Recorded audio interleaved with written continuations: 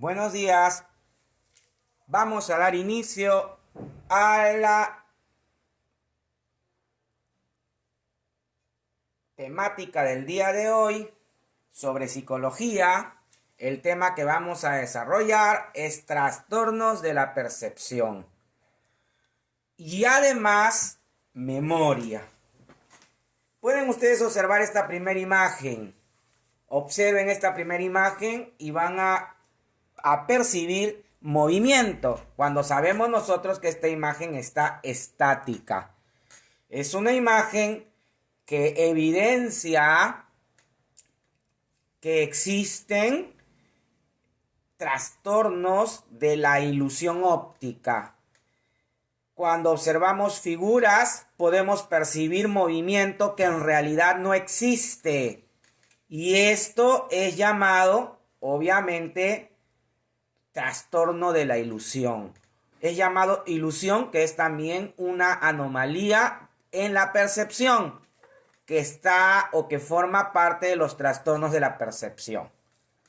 A ver, vamos a esperar unos minutos, ¿no? Ya están, para que vayan entrando sus compañeros. A ver, todos ya miraron esta imagen, ¿no? A ver, mírenla fijamente para poder pasar a la siguiente y poder iniciar la temática. Observen, ¿no? ¿Pueden percibir el movimiento? A ver, díganme, ¿se puede percibir el movimiento? ¿Sí o no? Y parece que no hubiera fondo, ¿no? Si lo ves bien, parece que no hubiera fondo, parece que continúa, parece que es un túnel gigante, ¿no? Y se pierde hasta a nuestros ojos, a nuestra visión. Pueden ver ustedes ahí, ¿sí? Estas tarjetas de la percepción pueden ustedes encontrarlas en internet. Hay muchos psicólogos que han hecho estos dibujos, ¿no? Por si acaso, no solo en el siglo XX y XXI ya hay dibujos, pinturas de grandes artistas que han logrado captar estos movimientos aparentes de la ilusión. Pueden ustedes buscarlo en internet si quieren y pueden encontrarlo. Hay personas que se han dedicado a esto. Hay corrientes aún de psicología. He visto que hay una corriente gestalista, ¿sí? Hay una corriente gestalista en la actualidad y que también trata temas de la percepción y otros temas psicológicos. No, en este momento lo que nos interesa son los temas de la percepción y específicamente las anomalías, ¿no? De la percepción. Vamos a ver entonces ahora, creo que ya vieron todos, creo que ya se dieron cuenta de la imagen, ¿no? Hay de estas imágenes múltiples, ¿ah? Sería bueno que las vean en internet, ¿no? Son interesantes. Además, en algunos casos hasta son recreativas, son desestresantes, ¿no? Miren ustedes, por favor. Ya. A ver, continuamos. Cualquier pregunta la hacen de inmediato. Pasamos a la primera. Las alteraciones de la percepción. Alteraciones de la percepción. ¿Qué significa alteraciones de la percepción? Cuando la percepción no es funcional, cuando la percepción no es exactamente la captación de la realidad, cuando la percepción es la captación y la distorsión de las formas y de las imágenes de los objetos que nos rodean, como también cuando la percepción es la captación de estímulos no existentes. A eso se le llama trastornos o alteraciones de la percepción. Estos trastornos solo los padecen algunas personas, pero hay otros que son muy comunes en las personas. Un ejemplo, todos hemos tenido alguna alteración en la percepción al haber captado una imagen distorsionada de un objeto. Y eso no significa que necesitemos un tratamiento psiquiátrico. Todos hemos tenido algún tipo de ilusión durante nuestras experiencias diarias.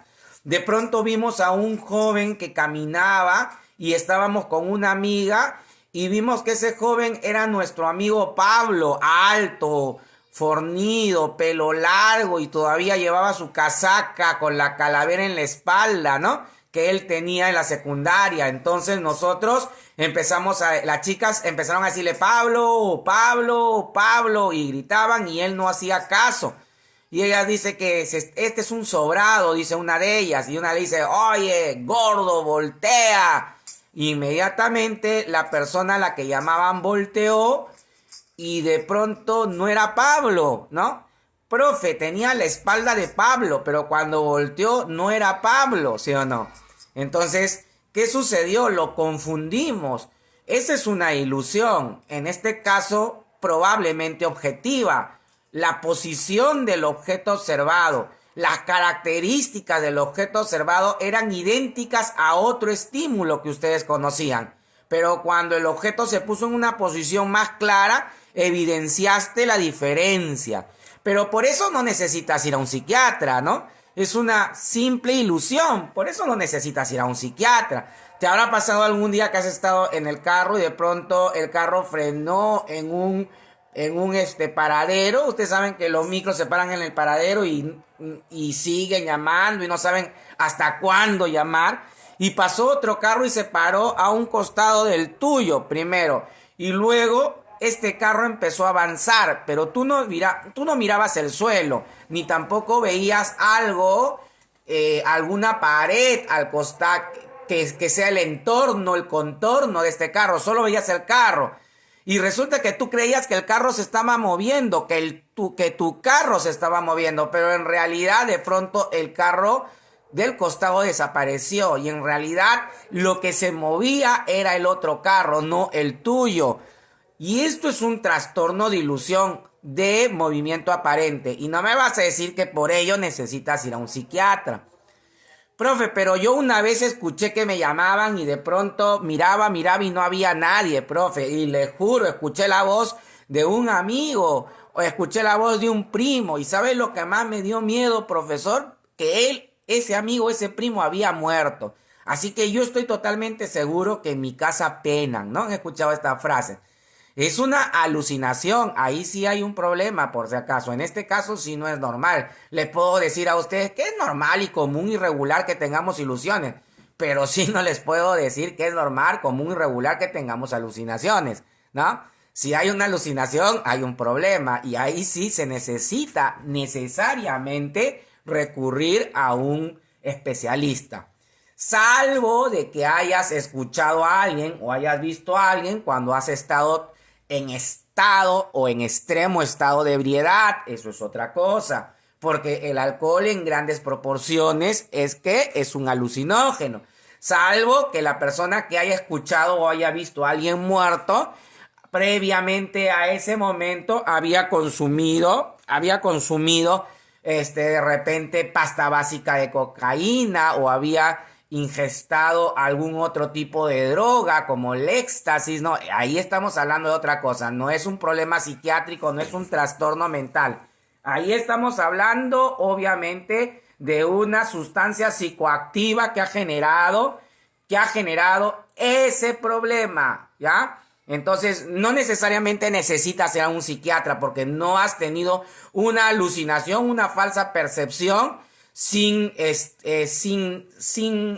consumir nada. En este caso has consumido una sustancia psicoactiva y esta te produjo la alucinación. Pero generalmente cuando tenemos esta falsa percepción sin haber consumido algo, definitivamente, ahí estamos hablando, sí, de la necesidad de ir a un especialista. Ya, de la necesidad de ir a un especialista, por favor. Entonces, veamos y pasamos a la siguiente diapositiva. Alteraciones de la percepción son trastornos que padecen algunas personas que afectan a su recepción sensorial.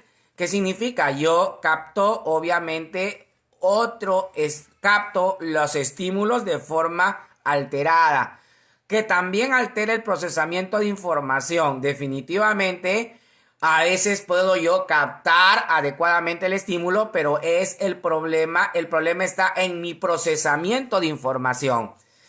También puede suceder que yo recepciono adecuadamente y proceso adecuadamente la información, pero en el momento de almacenarla altero la forma del objeto captado o de repente fusiono la forma con otra forma de otro objeto antes captado. Entonces, definitivamente ahí también hay ilusión. Y también en el tema de la evocación. Muchas veces evocamos algo y lo distorsionamos. Hemos obviamente recepcionado adecuadamente, hemos procesado adecuadamente, hemos guardado en la memoria adecuadamente, pero en el momento de evocarlo, de hacerlo consciente, alteramos la forma o lo fusionamos con otro objeto. Muy bien.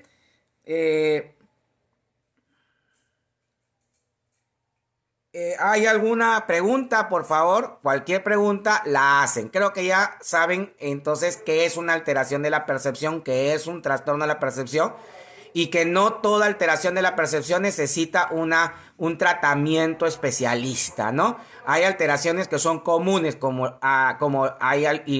en el caso de las ilusiones subjetivas y en el caso de las ilusiones objetivas, ¿ya? Muy bien, pasamos a la siguiente diapositiva. ¿Qué es una ilusión? Es la percepción equivocada de un objeto. Consiste en alterar la imagen verdadera. Percibimos un objeto, pero captamos una imagen que no es del objeto. O captamos una imagen parecida, pero alterada, ¿no? Además, obviamente, es muy común tener ilusiones. Profe, ¿y por qué si las ilusiones están en el plano de la percepción, por qué también se utiliza cuando hablamos de procesos afectivos? Un ejemplo, yo una vez creía que una amiga estaba enamorada de mí y me dijeron, bueno, te ilusionaste. Profe, ¿está bien el uso de esa palabra en procesos afectivos?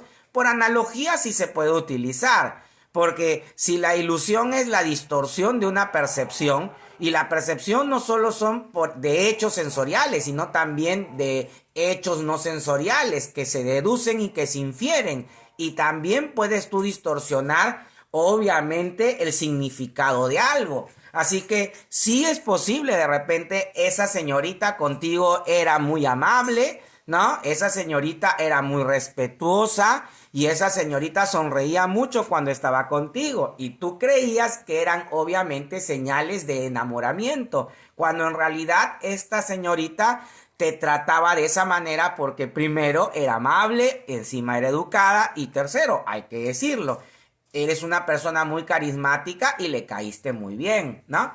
Pero de eso no pasaba, de una buena amistad, y tú creías que ella estaba totalmente y perdidamente enamorada de ti. Entonces sí, también puede utilizarse el trastorno de la ilusión. Profe, ahí sería una ilusión subjetiva, ¿no? Porque yo soy el que me la creí, yo soy el que confundí las cosas. Claro, claro, ahí en este caso podríamos hablar de ilusiones subjetivas. Claro está que en algunos casos vemos chicos que tratan a chicas extraordinariamente, que le mandan mensajes con corazoncitos, que le mandan palabras, poemas, canciones, y luego la chica cree que el chico está perdidamente enamorado de ella y luego termina estando con su amiga, o luego trae a su enamorada a la universidad o a la academia y se la presenta, ¿no?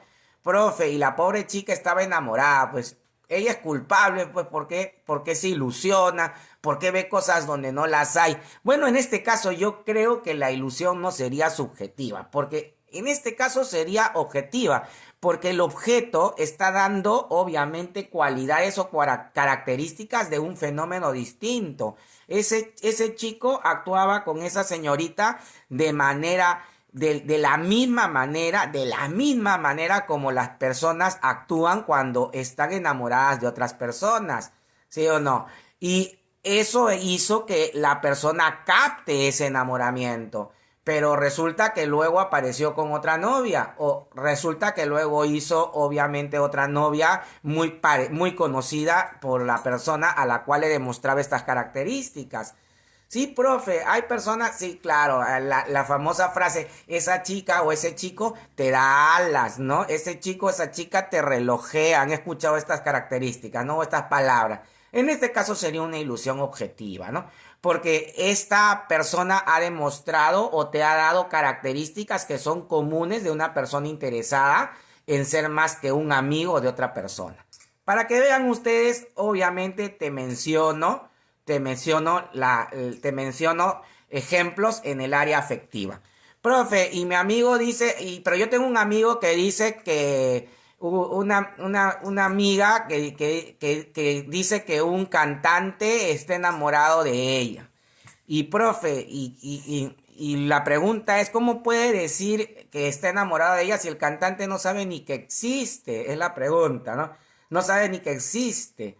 Y entonces, es más, cuando ella escucha a ese cantante en la radio, dice, yo necesito un hombre así, ¿no? Y yo a veces me pregunto si ese cantante necesitará una mujer así como mi amiga. Entonces, la pregunta es, profe, en este caso, ¿qué tipo de ilusión es? No, pues acá obviamente, acá ya no hablamos de ilusión, hablamos de alucinación, pues porque tu amiga está viendo cosas donde no las hay. ¿Cómo va a estar hablando de que ese cantante quiere algo con ella si ni siquiera lo conoce? ¿Sí o no? Profe, también, ya, entonces mi amiga es una alucinada, sí. Entonces tu amiga es una alucinada, ¿no? Entonces sí, es una alucinación, profe. Entonces tiene que ir a un psiquiatra, porque usted ha dicho que las alucinaciones deben de ser tratadas, ¿sí? En el caso de que no sean producto de drogas o alcohol, sí, deben de ser tratadas, ¿no? Bueno, creo que ya entendieron que es una ilusión. Ahora pasamos a ilusión subjetiva, objetiva, aunque ya lo expliqué. Pero de todas maneras, muy bien. Aquí me pregunta el joven Andrew, que es una ilusión objetiva y subjetiva. Aquí le voy a explicar. Aquí le voy a explicar. Profe, explique de nuevo la ilusión subjetiva y objetiva, me dice Andrew. Por supuesto.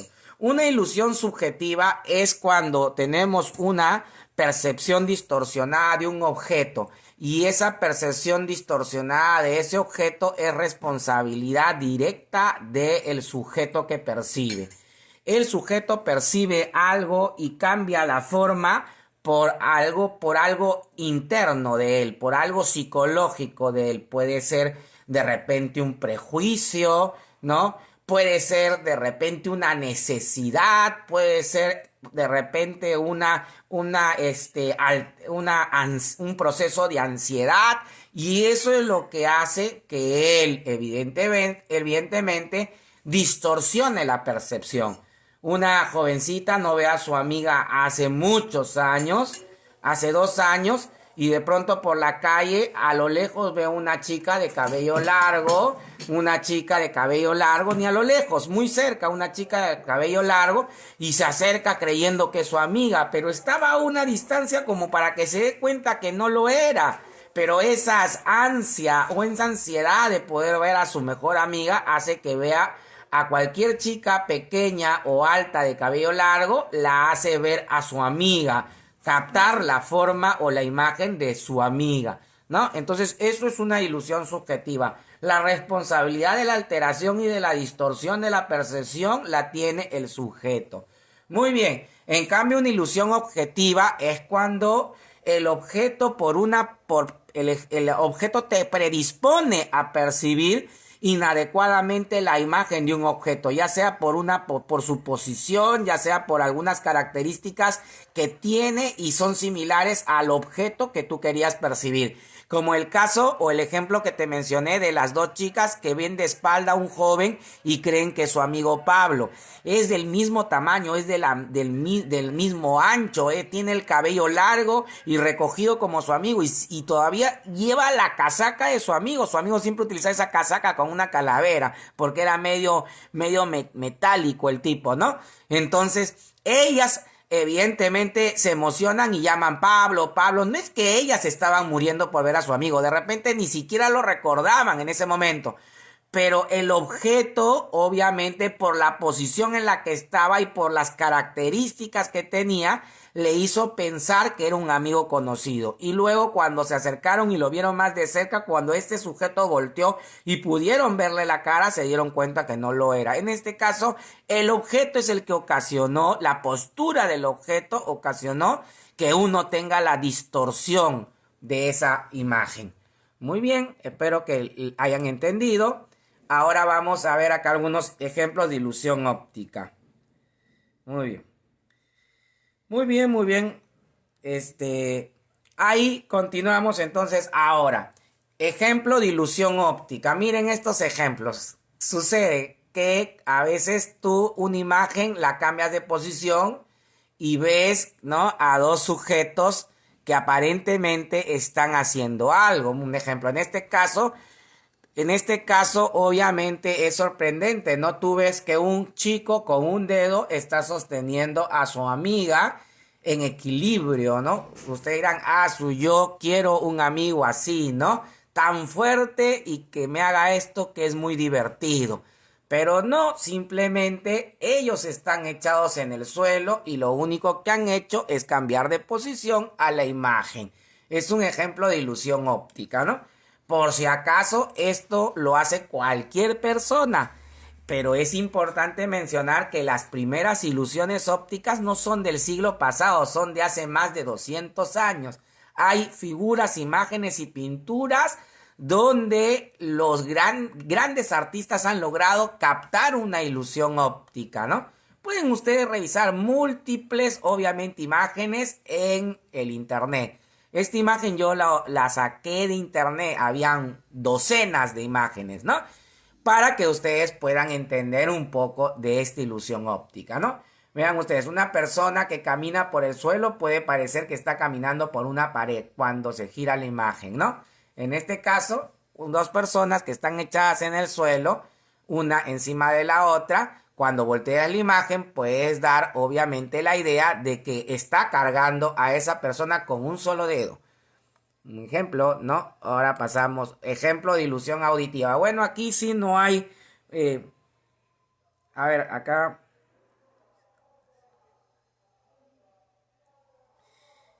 José Salazar me pregunta, profe, yo por ejemplo veo por las noches a una silueta de una chica, eso, ¿qué tipo de ilusión es?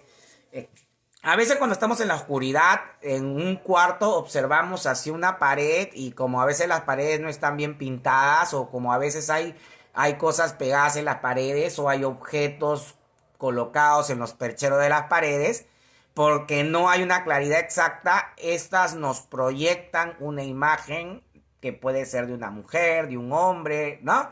Es más, hasta podrías ver una persona encapuchada y entrar en pánico. Como también a veces sucede porque el cuarto está totalmente oscuro, pero tiene una cortina clara.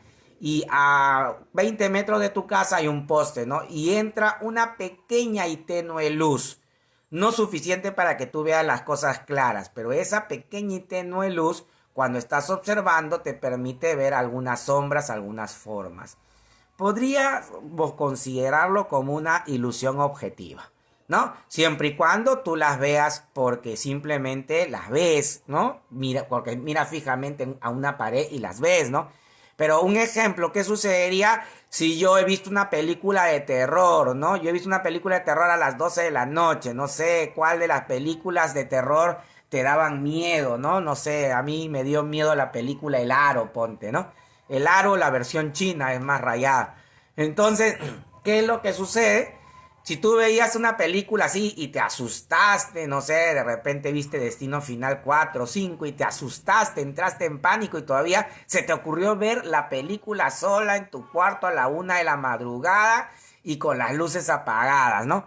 Entonces, si estás bien asustada, es probable que mires a la toalla que estaba en tu perchero, a tu bata que estaba en tu perchero y ves que hay alguien encapuchado parado ahí, ¿no? Y crees que la muerte ha llegado y te toca tu turno para morir.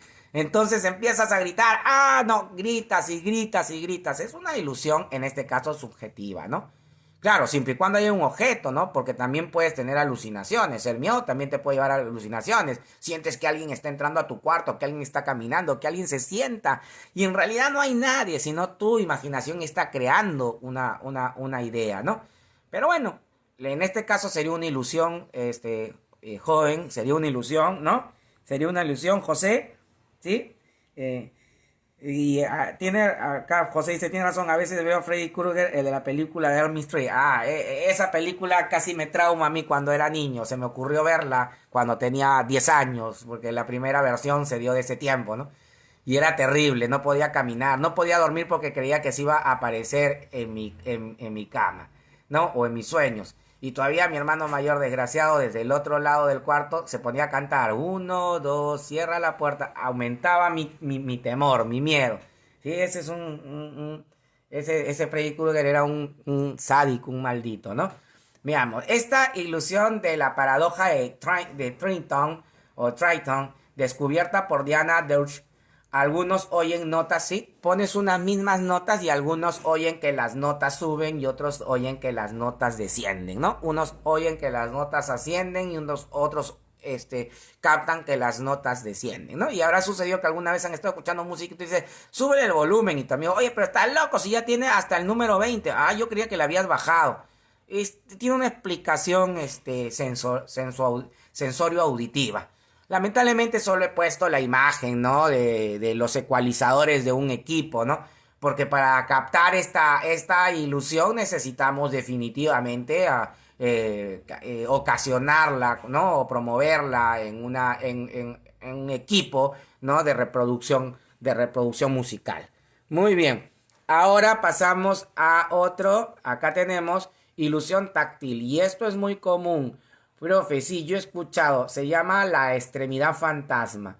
Una persona que ha perdido una pierna, un brazo o ambos, dice que tiene la sensación de que su miembro todavía está unido al cuerpo. Siente que, un ejemplo, ha perdido la pierna izquierda y siente que le pica o le duele la pierna izquierda cuando aún no la tiene, ¿no? Es muy común esta ilusión táctil, ¿no? Algunos dicen que con el transcurrir del tiempo, el consumo de medicinas y la terapia pasa. Otros dicen que nunca, hay otros casos que según ellos nunca han tenido 15 o 20 años de haber perdido ese miembro y siguen obviamente no percibiéndolo. Perdón, percibiendo sensaciones en ese miembro amputado. Es muy común, ¿no? Muy común. Lo hemos escuchado, esto es muy común para todos. ¿Mm?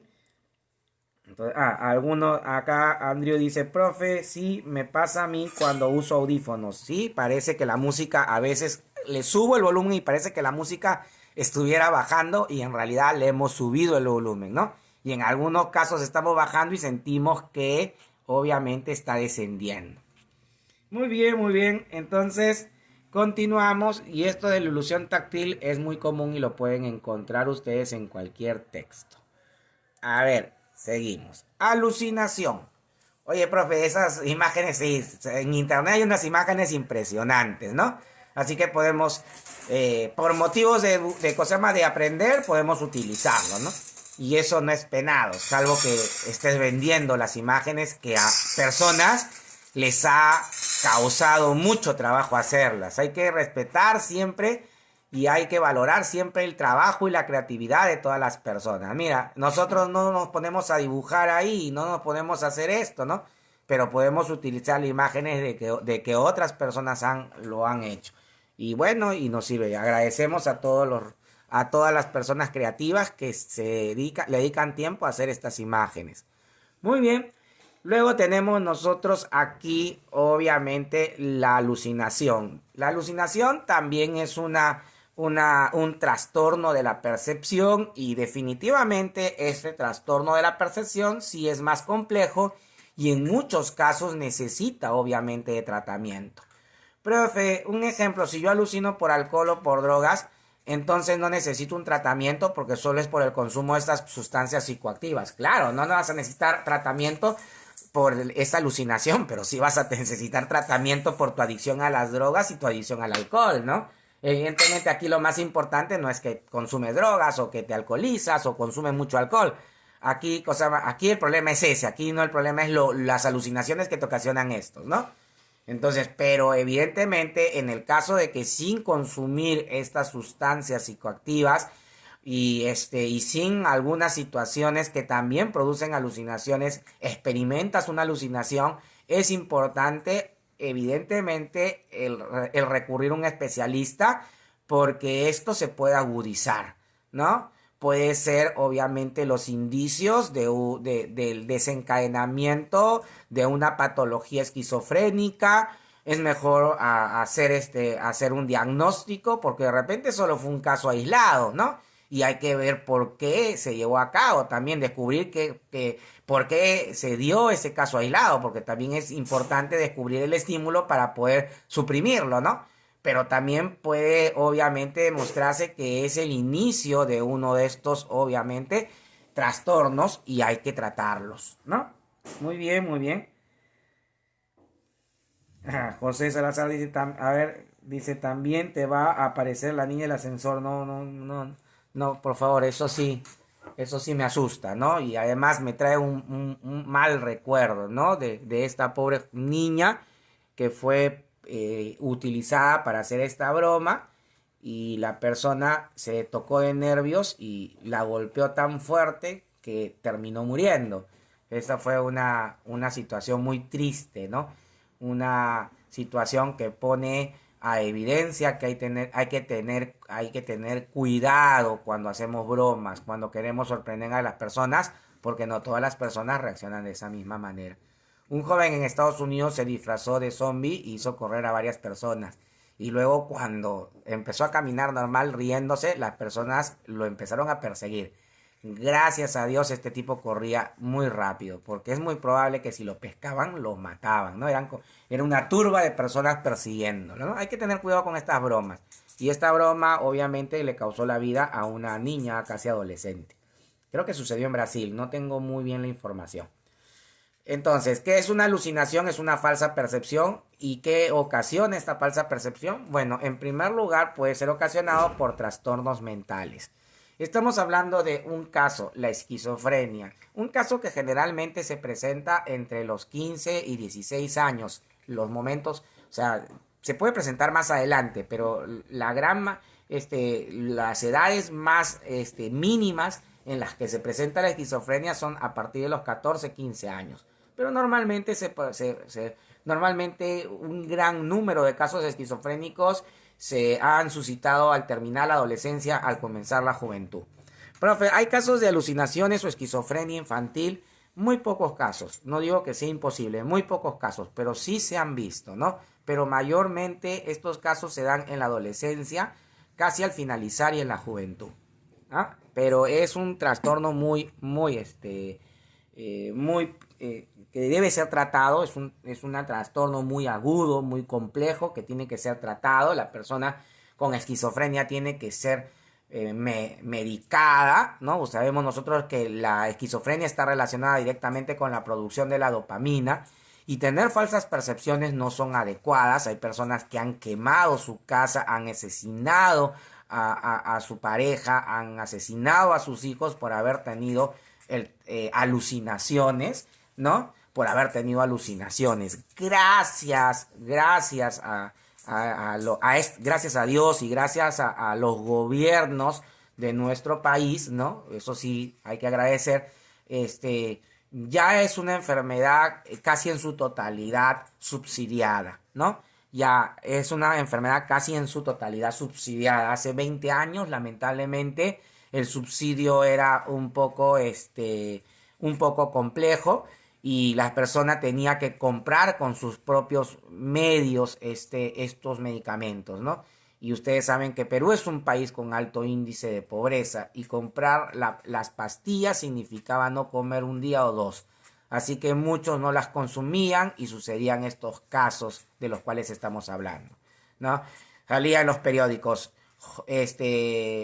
señor tal de 30 años apuñala y mata a su esposa, ¿no? Y cuando lo entrevistan le preguntan qué sucedió y él dice que entró a su casa de noche del trabajo y vio a su esposa engañándolo con el vecino. Cogió un puñal y la mató. En realidad su esposa estaba durmiendo, esperándolo, ¿no? Pero él tuvo la alucinación de esta experiencia, esta situación que nunca sucedió, ¿ah? Que nunca sucedió. O sea, también recuerdo un caso de una señora que golpeó tan fuerte a un joven con un palo que en el bus, ¿no? En el bus que terminó en cuidados intensivos. La señora de pronto empezó a darle con un palo en la cabeza como 10 veces y eso lo pudo matar porque la gente se metió. Luego se enteraron de que esta señora tenía esquizofrenia y no había consumido su medicina. Y en el momento en que golpeaba al adolescente que estaba en el carro, le decía, a mí no me dices, y utilizaba términos, ¿no? Que ella, según ella, el chico le había dado adjetivos que comienzan con la P, ¿no? Y empezó a darle golpes, ¿no? Lamentablemente era una persona con esquizofrenia y evidentemente no había consumido su medicina. No sé, me imagino que el joven después se recuperó, eso sí no lo sé, pero sí lo leí en un diario. Y todo esto por casos de alucinaciones, para que vean ustedes que no es... Algunos dirán, profe, pero si yo alucino, ¿cómo no me voy a dar cuenta cuando algo es real o no es real? Eso es lo que decimos, ¿no? Además que hay diferentes grados, diferentes intensidades en la esquizofrenia. Hay niveles de esquizofrenia tan altos que las alucinaciones son permanentes, ¿no? Son permanentes. Y hay otras que son episódicas. Pero así sean episódicas, no vamos a dejar de consumir medicina. Porque no así, bueno, alucinamos solo 2 veces al día, ¿no? Puedes con una sola vez causarte daño o causar daño a otra persona. Muy bien, muy bien. Profesor, una consulta. ¿Qué tan severo puede llegar a ser un trastorno hipocondriaco? Bueno, un trastorno hipocondriaco. Todavía se utiliza la palabra hipocondriaco, a pesar de que algunas de estas denominaciones ya han cambiado en los manuales de trastornos más actualizados. Pero la palabra hipocondriaco existe, está en la Real Academia Española. Y sí es cierto, pueden llegar a niveles muy elevados. Conocemos personas que consumen hasta más de 20 pastillas al día, más de 20 medicamentos al día, más de 20 pastillas al día sin ni siquiera tener una enfermedad.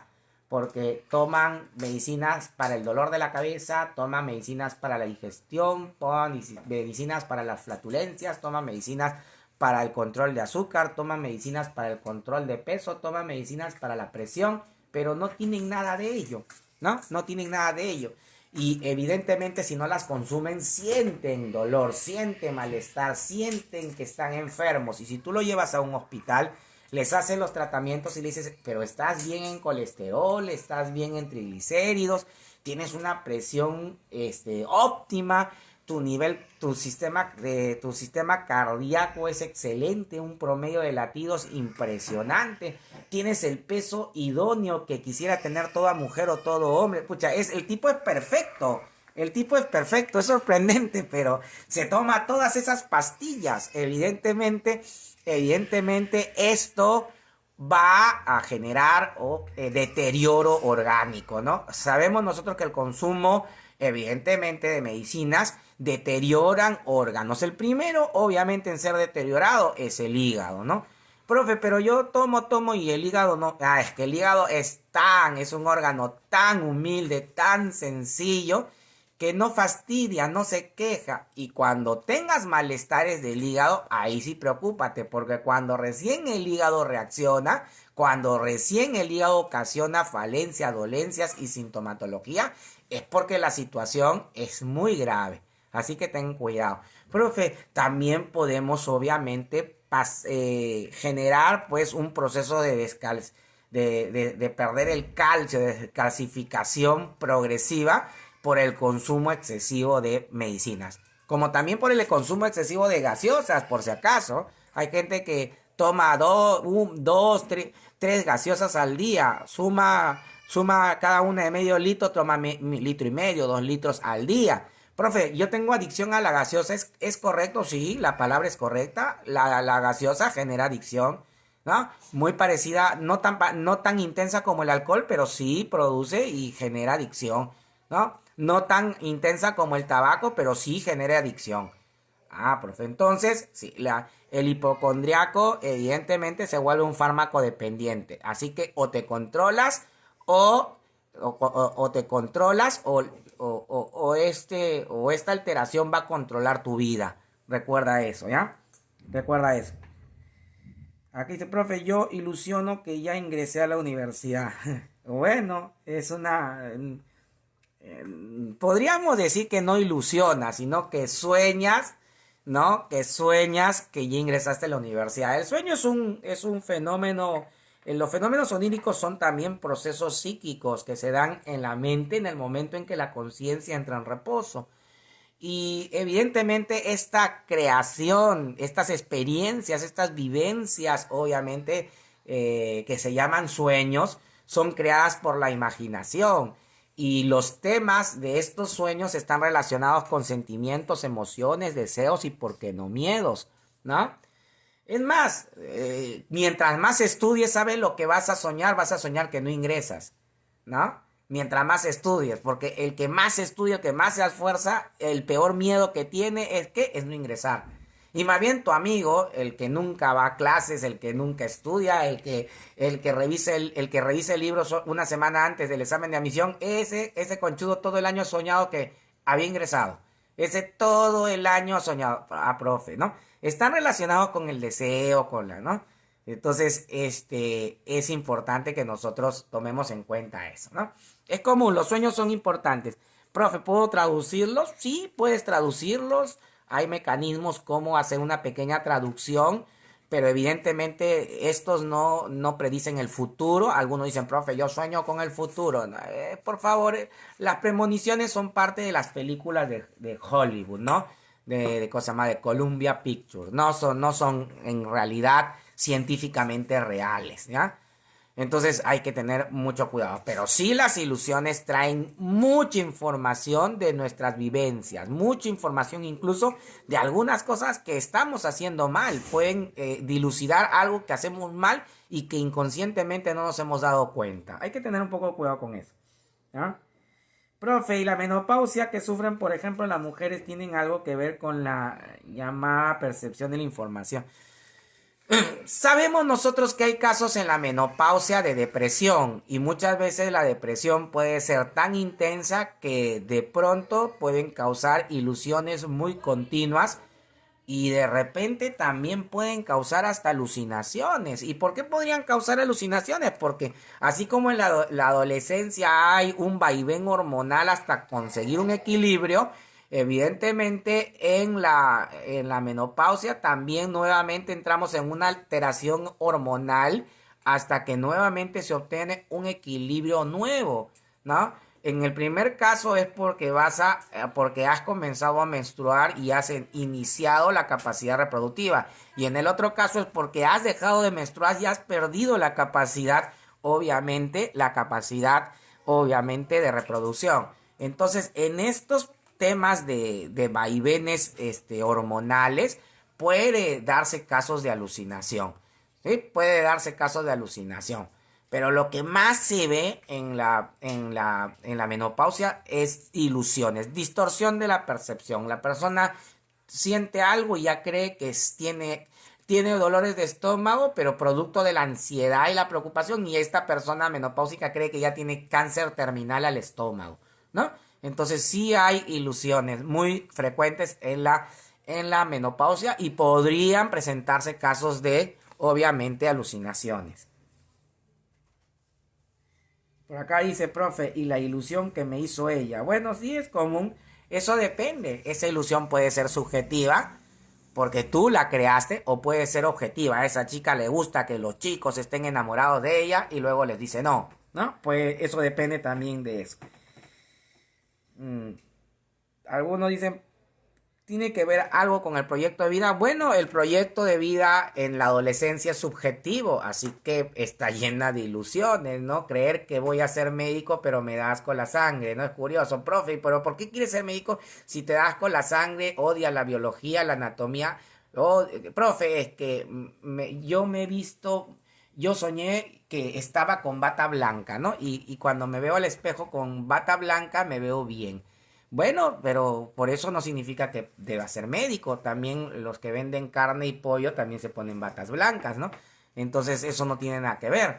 Entonces puede ser obviamente una ilusión nada más, ¿no? Y entonces hay personas que no quieren estudiar mucho, hay personas que no son buenos para la biología, la anatomía, es más, no les gusta, no quieren estudiarlo. Uy, tienen asco a todo. Y esa persona dice, en su proyecto de vida dice, seré médico. ¿Y por qué? Porque he visto tantas series, pues no, he visto tantas series, Chicago Hope, un montón de series de médicos y veo que los médicos son importantes, pero evidentemente no tienen ni una cualidad para ello, ¿no? Tiene más cualidades para ser ingeniero, tiene más cualidades para ser de repente docente, para ser abogado, ¿no? Entonces sí, al menos en los planes de vida, ¿no? Al menos en los planes de vida que plantean los adolescentes, cabe mucho la ilusión. Por eso que los planes de vida de los adolescentes son considerados planes de vida ilusorios, planes de vidas fantasiosos, ¿no?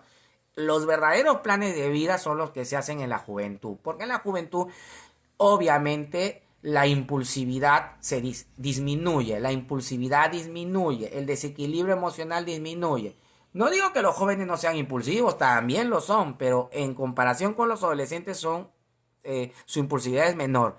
No digo que los jóvenes sean totalmente estables emocionalmente, pero si lo compara con la adolescencia, su estabilidad es mayor.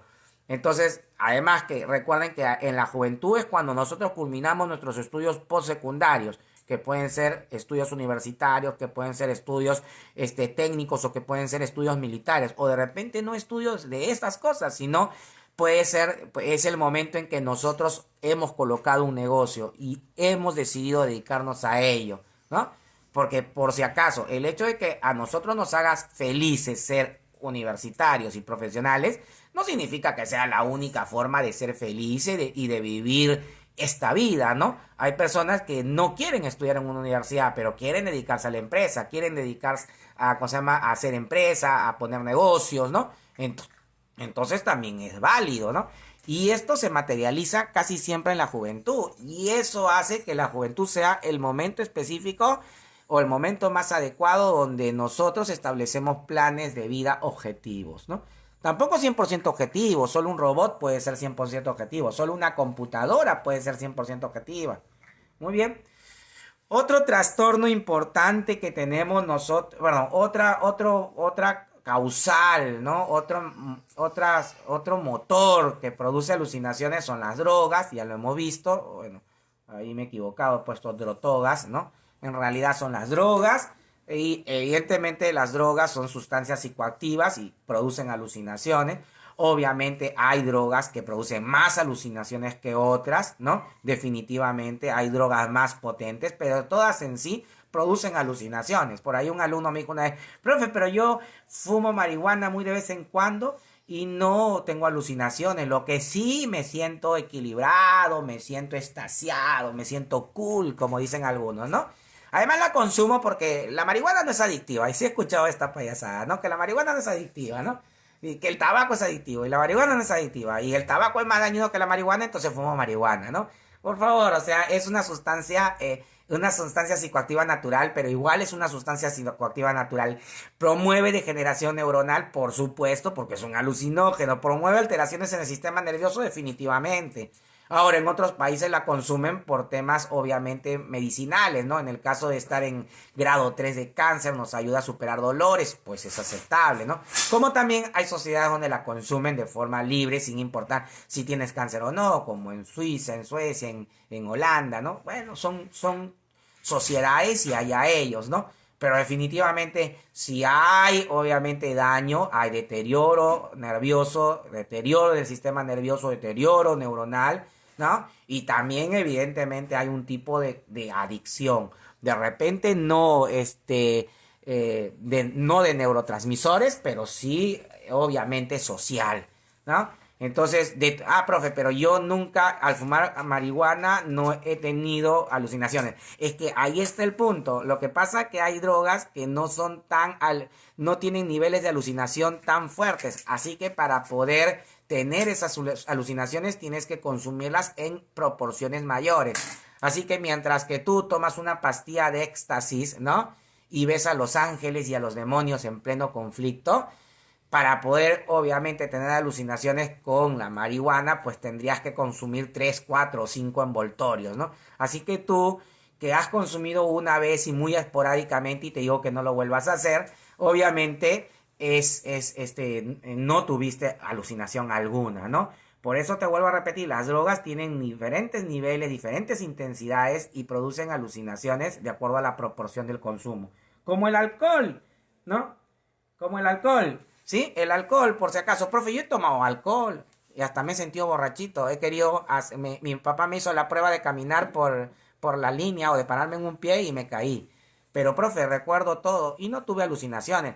Por supuesto, porque el alcohol también es una sustancia psicoactiva y necesitas, evidentemente, consumir elevadas, muy elevadas cantidades para poder tener alucinaciones. Claro, dependiendo de la tolerancia, porque no todos tenemos tolerancia al alcohol.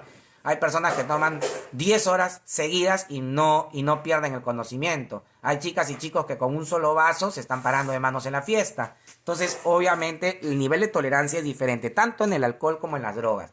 Pero eso sí, el alcohol para poder producir alucinaciones se necesita el consumo de mayores niveles. Muy bien, muy bien. A ver, aquí voy a ver otras para seguir. Voy a ver otras preguntas.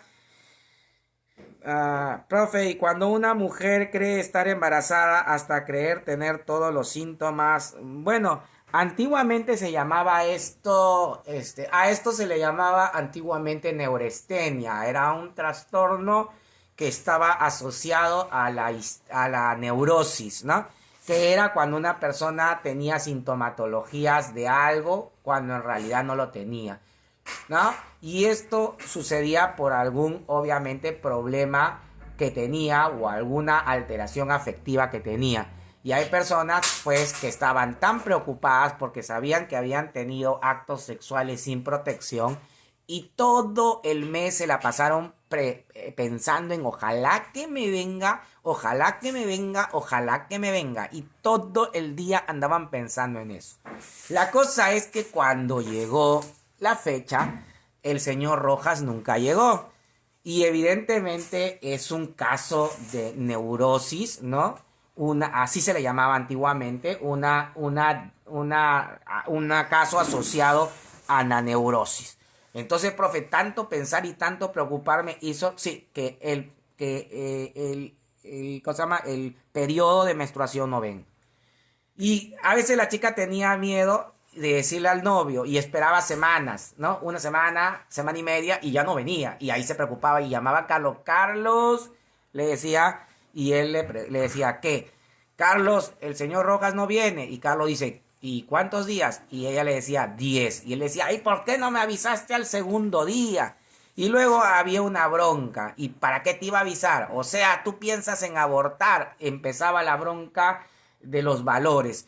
Tú no quieres abortar y él quiere abortar. Pero era una bronca que todavía no debían de llegar a ella, porque no sabían si la chica estaba embarazada o no. Y Carlos decía, pero si son 10 días, obviamente ya estás embarazada. Entonces decía, acompáñame a hacer la prueba. Ellos iban a hacer la prueba. Y luego se sentaban los dos en un mueble y esperaban la respuesta. La respuesta más larga del mundo. La respuesta más larga del mundo. El médico te dijo, en 15 minutos te doy la respuesta. Y ustedes miraban y el bendito reloj no avanzaba. ¿Te acuerdas? El bendito reloj no avanzaba. Ese día cada minuto tenía 1000 segundos. Y parecía una eternidad hasta que les dieron el resultado. El sobrecito y todavía cerrado, ¿no? Qué malos, ¿no? Qué malos. Deberían salir de frente y decir, estás embarazada, de frente y decir, ¿no? Y los dos se miraban y uno decía, ábrelo tú. El otro decía, ábrelo tú, ábrelo tú, ábrelo tú, ábrelo tú. Y luego, ya, lo abro y lo leemos juntos. Y luego abrieron y leyeron la frase, no reactivo. Inmediatamente pudieron respirar. Su alma estaba por la estratosfera y regresó al cuerpo. Entonces, ¿qué pasó? Entonces, ¿por qué no me viene? El médico le dijo, de repente tienes alguna infección, de repente tienes algún problema de quistes, de repente tienes algún problema hormonal, o de repente simplemente estás pensando en que no te va a venir y eso lo ha retrasado. Entonces ellos dicen, ya, doctor, venimos mañana para hacernos unos exámenes porque de repente tiene razón, hay alguna anomalía en mí. Luego salen caminando, se agarran de las manos, dejan de pelear, se olvidan de la discusión sobre el aborto, empiezan a sonreír, se ríen, y de pronto la chica se pone a la pared y le dice, Carlos, ¿qué? Y luego dice, ¿me manché o no? Profe, en 20 minutos después de darse la prueba, sí, hubo una relajación. No exagero, hasta en 20 minutos, hasta en 10 sucede eso. O otros al día siguiente, 2 días después. ¡Hala, profe! Y así como sucede esto, evidentemente hay personas que creen estar embarazadas, ¿no? Hasta tienen mareos, hasta se desmayan, vómitos, ¿no? Todas las señales del embarazo. Es parte también de la psicología. Eso lo vamos a ver cuando lleguemos a personalidad, ¿no? Y otros temas, hablaremos de estos trastornos más claro. Muy bien. Esto creo que, espero que Diana hayas entendido de qué se trataba, ¿no? Algunos sí le llaman embarazo psicológico. Luego dice, profe, depende si la chica está confundiendo los síntomas o si tiene síntomas. No, estamos, en este caso, Diana ha preguntado, obviamente, de síntomas, ¿no? Sí, en este caso estamos hablando de sintomatología presente, por eso se pone más nerviosa. Encima no le viene hace 10 días y encima se marea, encima vomita, no es para menos que esté obviamente apeligrada. Luego tenemos aquí fatiga extrema, sí, las personas cuando están muy cansadas pueden tener alucinaciones. El cansancio excesivo puede generar alteraciones dopamínicas y generar alucinaciones. Obviamente. No sé si alguna vez han escuchado cuando han entrevistado a una persona que se despistó y le dicen, señor, ¿por qué se despistó? ¿Qué pasó? ¿Le falló los frenos? Y él dice, no, lo que pasa que cuando en plena noche, mientras que pasaba por este lugar, pasó una chica y yo la tuve que esquivar para no atropellarla.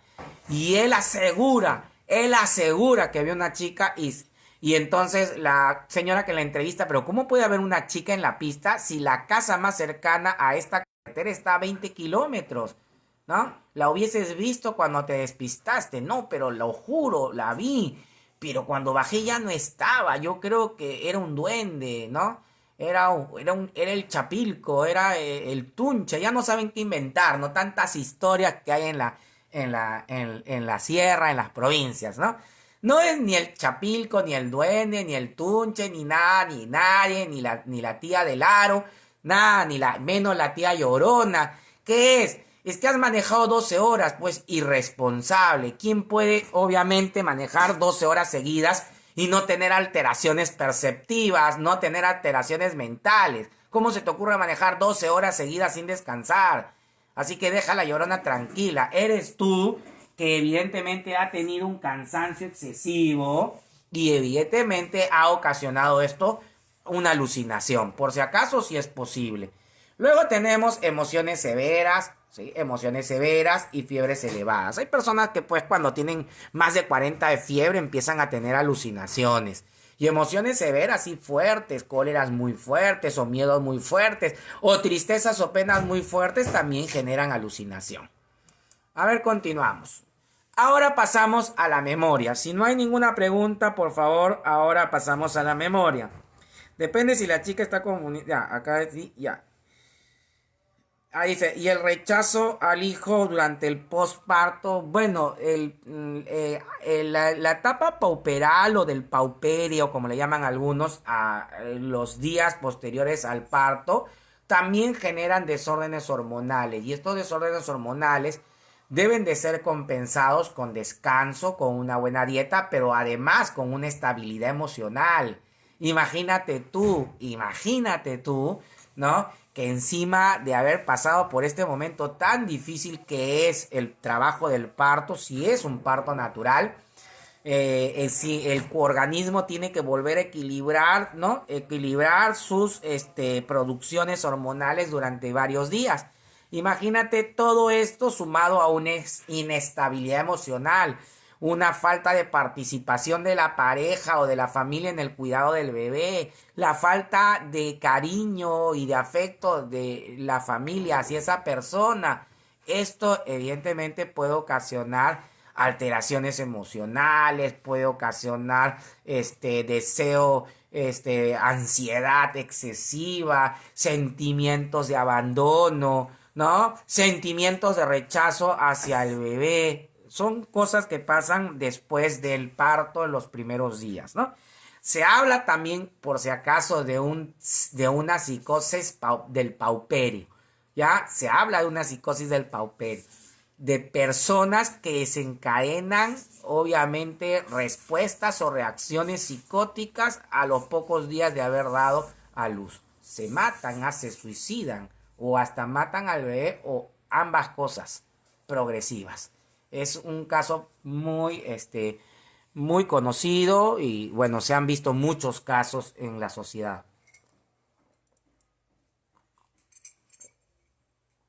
Muy bien. Ahora pasamos a la memoria. ¿Ya? Ahora pasamos a la memoria. Memoria, proceso cognitivo que le permite al ser humano almacenar información y poder evocarla. Es un proceso muy importante. hemos utilizado mal la palabra memoria. Hay profesores que dicen, no es bueno memorizar, no seas memorista. Es una palabra mal usada. Memorizar es importante, no podrías aprender si no memorizaras. La memoria permite el almacenamiento de la información. Si no existiera, evidentemente tendríamos que aprender todos los días lo mismo, porque lo que aprendemos no se guardaría para ser evocado en el momento de nuestras necesidades. Entonces, eso de que memorizar es malo, es un mal uso de la palabra. Lo que debemos de decir que no es bueno la memorización mecánica, el uso de la memoria mecánica. Cuando nosotros repetimos 20 veces una misma palabra y se queda guardada en nuestra memoria. ¿Cuánto tiempo se puede quedar guardado eso? Puede ser muchas horas, como 1 o 2. Cualquier cosa puede interferir y hacerte olvidar de ello. Así que hay que tener un poco de cuidado con eso. Todos hemos experimentado la memoria mecánica porque cuando hemos estado en el colegio se nos ha ocurrido y creer que ya lo hemos aprendido. Y 2 horas después dimos el examen y nos olvidamos de más de la mitad de lo que creíamos haber aprendido. La memoria mecánica, evidentemente, que se hace a través de la repetición y no de la relevancia, de la significancia de la información, tiene poco tiempo de duración, ¿ya? Entonces no utilicemos la palabra de que memorizar es malo porque es necesario para el aprendizaje. Lo que es malo, obviamente, es la memorización, ¿no? Característica denominada mecánica. Entonces vean aquí procesamiento cognitivo que le permite al ser humano almacenar información y poder evocarla. Profe, no todos tienen la misma capacidad de almacenamiento de información y la misma velocidad. Sí, definitivamente, porque evidentemente hay que estimular la memoria, hay que estimularla para que ésta pueda ser, obviamente, pueda recibir cantidades de información y pueda incorporar estas cantidades de información a con niveles de calidad adecuada para que puedan ser evocadas durante largo tiempo. Y no todos obviamente ejercitan la memoria. Ahora especialmente la gente muchas veces no sabe ni el número telefónico de su casa, ni el de su papá, ni el de su mamá, y hasta el del enamorado o la enamorada no lo sabe. Y profe, ¿y cómo hace para entrar, para llamar? Simplemente entra a la memoria y marca casa, ¿no? Y a veces se olvidó del teléfono en su casa y quiere llamar y luego se pone al teléfono público y su amigo se mata de risa. Oye, ¿por qué no llamas? ¿Cuál era mi teléfono? ¿Por qué no llamas? Y tu amigo se ríe. Oye, pero tú tienes, pues dámelo. Y tu amigo se burla. No te lo voy a dar. ¿Cómo no vas a saber? No seas bestia. ¿Cómo no vas a saber tu número? No te voy a dar. Y te hace sufrir. Ya pues, por favor. Tantas veces, durante 10 años llamabas entrando a la memoria casa y marcabas, ¿no? Para que veas, son épocas donde se infantiliza mucho el uso de la memoria y eso es inadecuado. Hay que estimularla, hay que aprender a usarla, hay técnicas para guardar información de forma más adecuada. Entonces, para ello tenemos que nosotros saber cuáles son los procedimientos, cuáles son los pasos en el procesamiento de guardar información en la memoria, por favor. Y entonces, ahí vamos entonces a trabajar rápido esto. Muy bien. Entonces, ahora pasamos a las fases de la memoria. Profe, ¿por qué suele pasar que uno se olvida rápido de las cosas que estudia? Profe, el estrés y la depresión y la ansiedad generan alucinaciones, por supuesto. Por supuesto. Pueden, no siempre, pero pueden producir alucinaciones, ¿ya? Definitivamente, la depresión. La depresión está relacionada con esa causal que vimos de emociones fuertes, ¿no? Por supuesto, un ejemplo, hay personas que han perdido un ser querido y lo recuerdan tanto en el día que a veces en la noche escuchan que él les está hablando, que él les está preguntando. Es más, algunos hasta lo ven. Definitivamente la depresión puede ocasionar alucinaciones y la ansiedad mucho más. Cuando hablamos del miedo, ¿no? Del temor. Teníamos miedo por ver una película y de pronto escuchábamos y veíamos cosas. Caminábamos y sentíamos que alguien pasaba por nuestro costado y se escondía. Muy bien. Ahora, profe, ¿por qué suele pasar que uno se olvida muy rápido las cosas? Bueno, suele suceder por la siguiente forma. Primero, puede que la información haya sido almacenada de forma mecánica, porque la repetiste 10 veces, 20 veces, te aprendiste ese número telefónico. ¿Cuánto tiempo puede permanecer ese número? Esa es la pregunta. Puede ser un día, puede ser horas, puede ser semanas, puede ser minutos, ¿no? Entonces, puede que lo que has almacenado ha sido de forma mecánica. Segundo, la calidad de la información, el tratamiento, la calidad y la significancia de la información. Mientras más tratas y le das más calidad y comprendes más el significado de cada palabra o de cada contenido, este va a permanecer por más largo tiempo en tu memoria. La significancia tiene que estar vinculada a primero a lo que significa esa palabra y también a la utilidad que tiene en tu vida ese concepto. Estas cosas, mientras mayor calidad tienen, mientras mayor significancia y relevancia tienen, permanecen más tiempo en la memoria. Por eso que para estudiar y para almacenar información necesitamos tiempo, necesitamos pausa. ¿Ya? Necesitamos tiempo, necesitamos pausa. No es que no podamos. Te puedo asegurar que no se va a almacenar demasiada información o no va a permanecer mucho tiempo esa información si nosotros no le damos el tiempo adecuado para estudiarla, para poder leerla, para poder comprenderla y para poder guardarla. Así que esa es la razón por la cual a veces la información desaparece muy rápido o a veces casi ni se almacena. Casi podríamos decir que ni se almacenó, porque permaneció tan poco tiempo que en un abrir y cerrar de ojos desapareció de nuestra memoria. A ver, bueno. A ver, Jean Paul me dice, Cristian me preguntó esto, ¿por qué se olvidan las cosas? Y Jean Paul me dice, profe, ¿es verdad que una técnica que para memorizar es la de cambiar palabras por imágenes en nuestra mente? Y sí, es una técnica muy útil. Es una técnica muy útil, ¿no? Si alguien estuvo en la maratón, no sé si recuerdan ustedes, colocaba una imagen y le decía, ¿quién es este? Y la gente decía tal, varios nombres, pero hasta que uno dio con el nombre y yo le dije, claro, correcto, ¿no? Es Vygotsky. Y luego di un clic y apareció el nombre a la imagen. ¿Te das cuenta? Este juego de poner imágenes a las palabras, a los conceptos, definitivamente es una técnica muy buena para almacenar información. Muy bien. ¿El cansancio qué causa? ¿Alucinaciones o ilusiones?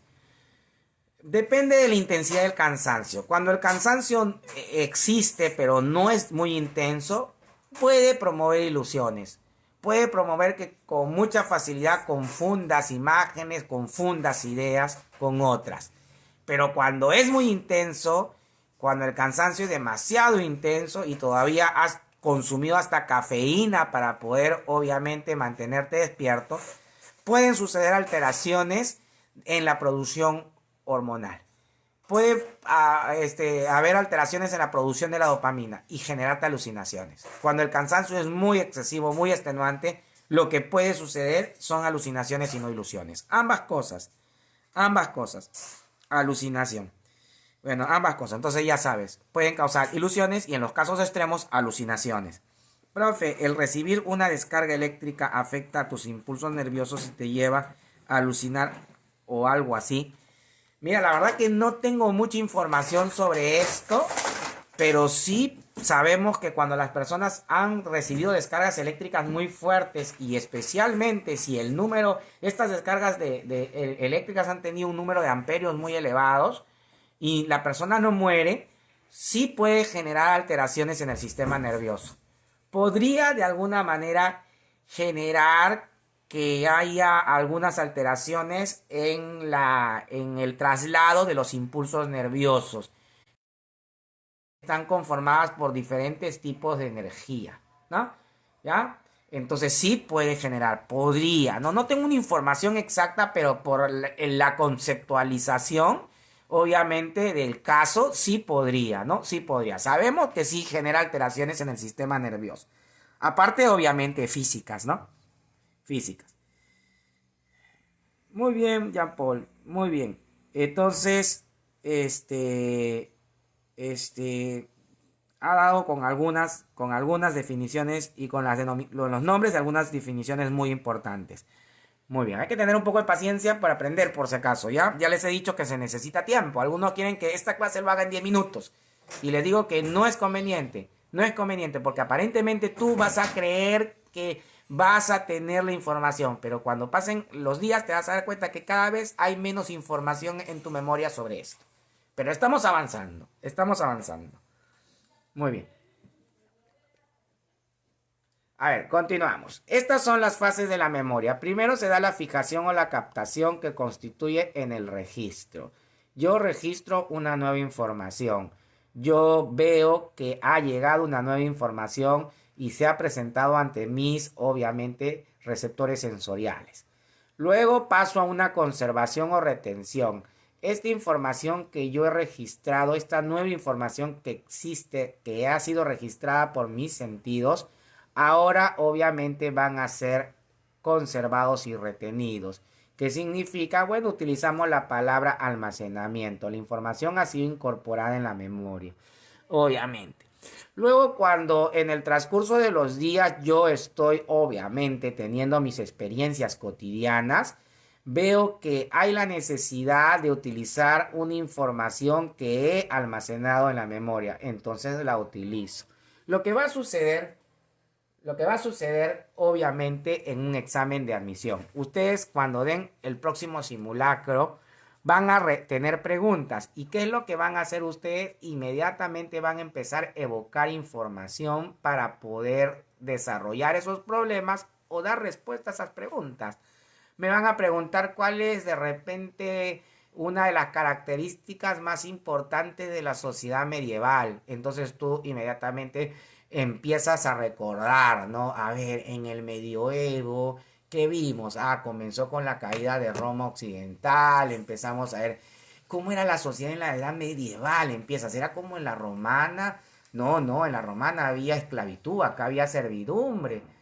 Ya, y cómo eran llamados los dueños de las tierras, acá eran llamados, feudales, empieza a hablar, ¿no? Una de las causas, una de las características más importantes de las sociedades medievales es que en las sociedades medievales habían personas que eran dueños de las tierras y tenían vasallos a sus servicios, pero también tenían siervos que se encargaban del cuidado y la producción de la tierra. Mira, todo esto empezaste a evocarlo. ¿De qué manera lo evocaste? Recordando la clase de la Edad Media. Y porque necesitaste, ¿no? De repente te dejaron una ecuación de álgebra, una ecuación cuadrática, cúbica, no sé, de los temas de álgebra, y tú empezaste a observarlo. Y el profesor dio algo parecido. Habían dos exponentes, uno encima de otro. El profesor hizo primero esto.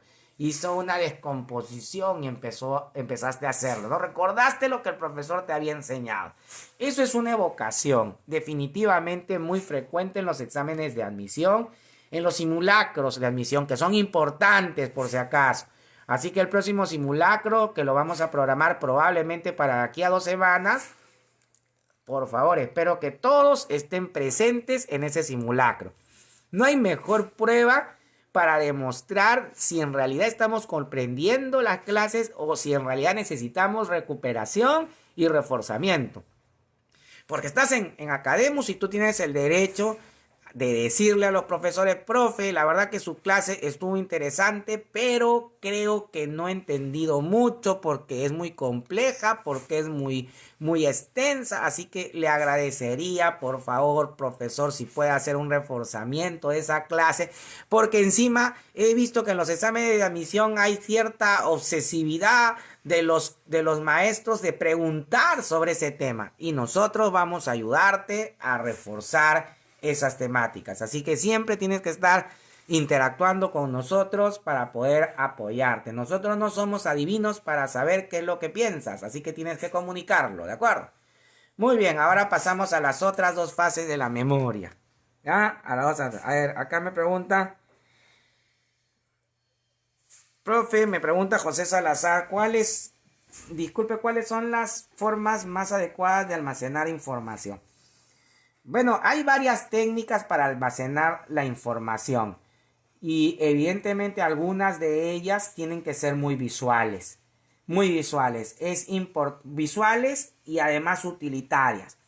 Visuales en el sentido que muchos conceptos y muchas palabras deben de ser obviamente relacionados con imágenes cotidianas que nosotros conocemos que se presentan en el día a día a nosotros. Un ejemplo, eso es muy importante. Segundo, también es importante ver la utilidad, buscar el concepto y qué relación tiene el concepto con las cosas que hacemos en el día a día, con no solo las vivencias y experiencias que tenemos, sino con las cosas que hacemos en el día a día, cómo resolvemos nuestras necesidades. Entonces también es relacionar los conceptos con las experiencias vividas, pero también con las utilidades. ¿De qué manera es útil? ¿Para qué puedo usar? ¿Por qué lo he aprendido? Son algunas de las técnicas. Hay múltiples técnicas que con el transcurso de las clases voy a ir enseñándote con ejemplos para que puedas tú utilizar mejor y estimular mejor y acrecentar mejor tus habilidades de almacenamiento. Por favor, todos tenemos niveles de inteligencia bastante altos. Lo que sucede es que no hemos aprendido a utilizar estas capacidades propias de la inteligencia de forma adecuada. Si entrenamos nos entrenamos bien y practicamos en el uso de estas habilidades, cada vez lo vamos a hacer mucho mejor. Muy bien, muy bien, muy bien. A ver, dice. Sí, no se preocupen, va a haber va a haber también el tema de aprendizaje, va a haber el tema de conducta, ¿ya? Va a haber el tema siguiente. A ver, pasamos a las dos etapas, obviamente, subsiguientes, a las dos etapas subsiguientes. Muy bien, muy bien.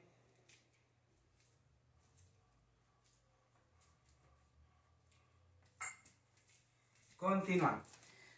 Luego tenemos la etapa del reconocimiento. Me he parado un poquito porque ya el cuerpo se me ha contraído tanto estar sentado. Luego tenemos el reconocimiento.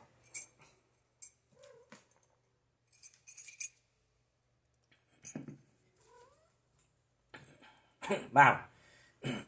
El reconocimiento es la siguiente fase, la cuarta fase. Y es importante el reconocimiento. Siempre que evoquemos algo, es bueno el reconocimiento. También puede ser considerado como una técnica hacer consciente el reconocimiento en el proceso de almacenamiento de información y más de evocación.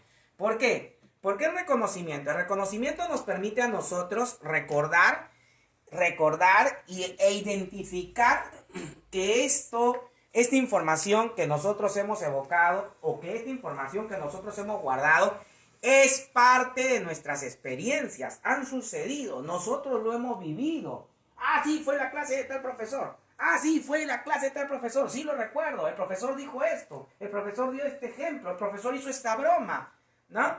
Entonces, si nosotros somos capaces de reconocer que lo que estamos recordando, lo que estamos evocando es parte de nuestra experiencia, es evidentemente la manera más segura de que estamos en lo correcto, de que la información que hemos evocado es correcta. Porque a veces nosotros recordamos y decimos, pero ¿es así o no es así? En realidad sucedió, en realidad, o el profesor me dijo otra cosa, ¿no? Entonces, cuando nosotros somos capaces de reconocer que lo que estamos evocando, recordando, lo hemos vivido y además recordamos situaciones que se dieron en ese momento en que tuvimos la experiencia, va a ser la forma más adecuada de poder estar seguro que una información que hemos evocado es adecuada. ¿Ya? Como quien dice, es como nosotros podemos ratificar en un examen de admisión, es como nosotros podemos ratificar que la respuesta que hemos dado es la adecuada, que no hay otra, ¿no? Podemos precisar con exactitud. Muy bien. Luego tenemos nosotros. Ahora tenemos nosotros. A ver, ¿alguna pregunta más me han hecho?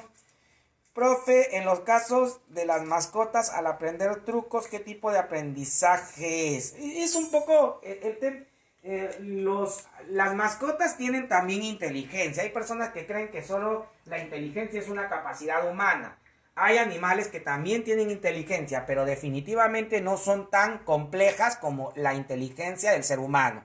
Hay animales incluso que tienen una inteligencia tan gran, tan desarrollada, no como el ser humano, pero tan desarrollada que pueden hasta comunicarse adecuadamente con una persona. Cuando tú crías a un primate y te relacionas o haces una interacción, bueno, se puede decir, ¿no? Por analogía social con él, puedes hacer que este primate desarrolle habilidades mayores de las que va a tener si se cría en una jungla, en una selva o en un parque con otros animales. Es el caso incluso, y esto pasó en los años 80, ¿no? Imagínate, estos experimentos pasaron en los años 80 y aquí en el Perú creo que hasta ahora ni se hacen, ¿no? Donde algunos científicos criaron chimpancés y también criaron gorilas y criaron obviamente orangutanes, pero más lo hicieron con chimpancés y gorilas. Y los criaron desde pequeñitos, interactuaron mucho con ellos y aprendieron y se dieron cuenta que ellos tenían una inteligencia tan desarrollada que podrían comunicar lo que sienten, lo que piensan y lo que quieren, pero no tienen un sistema fonador para hacerlo. Así que ellos le enseñaron el lenguaje de señas. Y estos animalitos pueden comunicar lo que sienten, lo que piensan con sus manos, con su rostro, ¿no? Es sorprendente para que veas, ¿no? En este caso estamos hablando de una inteligencia muy desarrollada. Muy, profe, sí he visto. Incluso vi una película antigua donde había un simio que hablaba. Sí, o sea, hablaba en el sentido figurado. Le crearon una máquina traductora de señas. O sea, ella decía hola con señas y salió una voz y decía hola, ¿no? O sea, ese instrumento, por si acaso, no solo... bueno, en un primer momento fue una idea de la película, pero existe, ¿no? Existe, ¿no? Traductores de lenguaje de señas y otras cosas más. Pero en fin. Y las mascotas, evidentemente, también tienen, como el perro y el gato, también tienen inteligencias desarrolladas. Obviamente no tan desarrolladas como el primate. En algunos casos el aprendizaje de estas mascotas es un simple condicionamiento. En algunos casos es un simple condicionamiento, ¿no? En algunos casos. Pero ha avanzado tanto la interacción con mascotas que yo podría decirte que las mascotas de ahora son más inteligentes que las anteriores. Pero no es verdad. ¿Saben lo que es verdad en realidad? Que antes todavía no había un conocimiento muy profuso de la inteligencia de estas mascotas, así que la estimulación hacia estas mascotas eran mínimas. Solo consistían en que el perrito levantaba la mano o la daba o se sentaba o se daba vueltas. Hemos percibido, obviamente, en la actualidad, que estas personas que educan, así le llaman, ¿no? Que educan, o sea, porque antes se le decía instrucción, pero ahora algunos creen que no solo es instrucción, es educación. Estas personas que educan o instruyen a los animalitos, como los perros especialmente, han logrado que los perros logren aprendizajes que van más allá del condicionamiento. Que hay ciertos y mínimos y primitivos indicios de razonamiento. Por si acaso, mínimos indicios de razonamiento. ¿Ah? Hemos visto perros que abren puertas. No sé si ustedes han visto eso, ¿no? Hemos visto perros que abren puertas, perros que hacen otras cosas diferentes a la de los simples aprendizajes de levantar la mano, darse vuelta, ¿no? Perros que ayudan obviamente a cargar bultos, perros que evidentemente saben por qué partes ingresar a su casa y por qué partes no. Bueno, está en la actualidad tan avanzado este tema de la instrucción o de la educación de perros que hay ya algunos aprendizajes que van más allá del simple condicionamiento, que si me das la mano te doy una galleta. Entonces se está descubriendo que animales como estos perros y como los gatos, evidentemente tienen de inteligencias más desarrolladas que la que pensábamos. Claro, no al nivel, evidentemente, de los primates que pueden, obviamente, comunicarse a través de los lenguajes de señas, si es que se les enseña desde pequeños cuando se les cría en el cautiverio. No vayan a creer ustedes que ellos aprenden naturalmente esto, que vas a estar caminando por una jungla y te vas a cruzar con un gorila y le vas a decir hola y el gorila te va a decir hola, ¿no? Obviamente, probablemente te dé un golpe y sea lo último que recuerdes. No, pero sí pueden, obviamente, hacerlo. Sí, acá una jovencita dice, mi gato abre la ventana. Los niveles de intelectualidad, de inteligencia de los gatos son asombrosos, ¿no? Asombrosos. Vemos gatos que abren la ventana. Hemos visto gatos que se hacen los dormidos y miran a sus dueñas que están cocinando y se hacen los dormidos. Y cuando las dueñas se van a su cuarto a descansar después de cocinar, en los videos se ven cómo los gatos van y miran por la escalera y se aseguran que la persona esté en su cuarto y luego corren, van y con la patita abren la olla, comen un poquito y con la patita regresan la tapa de la olla. Esto no es un condicionamiento simple, por favor. Esto no es condicionamiento simple y ustedes lo saben, ¿no? Entonces, ha avanzado tanto los experimentos y las investigaciones en esto que están demostrando que estos animales domésticos, los más comunes que son los perros y gatos, tienen ciertos niveles de inteligencia racional. Tienen, sí, hay algunos que intentan abrir la puerta y lo logran, ¿ah? Y lo logran, ¿sí o no? Y lo logran, ven y luego hacen lo mismo que el dueño. Sí hemos visto perros y hasta gatos, por si acaso. Muy bien. Entonces hay que continuar con localización. Y localización es cuando, mira, esto hace que más puedas asegurarte que una respuesta es la adecuada. Cuando no solo recuerdas que viviste y que experimentaste y que tuviste una experiencia cuando aprendiste ese texto o esa fórmula que estás recordando, sino que incluso eres capaz de localizarlo. Puede decir, esto fue el tercer tema que el profesor hizo. Me acuerdo, fue un jueves, ¿no? A las 3 semanas que inicié el ciclo anual. No, sí recuerdo. Esto fue lo que el profesor hizo en un seminario, porque nadie fue, solo fuimos 10, ¿de acuerdo? Fue un domingo a las 8 de la mañana, la gente se fue a misa, pero nosotros fuimos al seminario. Y recuerdo, fue a las 8 de la mañana y el profesor hizo clase solo con 10, ¿no? ¿Te das cuenta? Mira, esto es la localización. A ver, continuamos.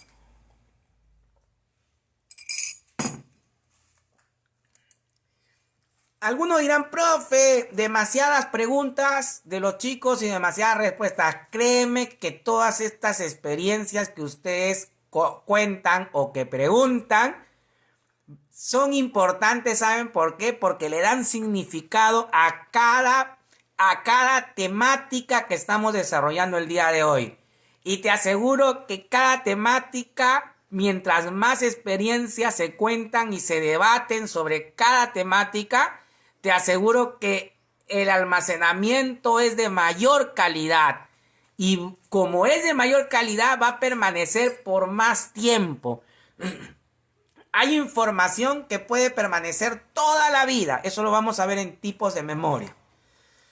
Tipos de memoria. Bueno, estos tipos de memoria son clasificados de diferente manera. Aquí vamos a ver memoria de acuerdo a la cantidad de tiempo en el que dura el almacenamiento de la información.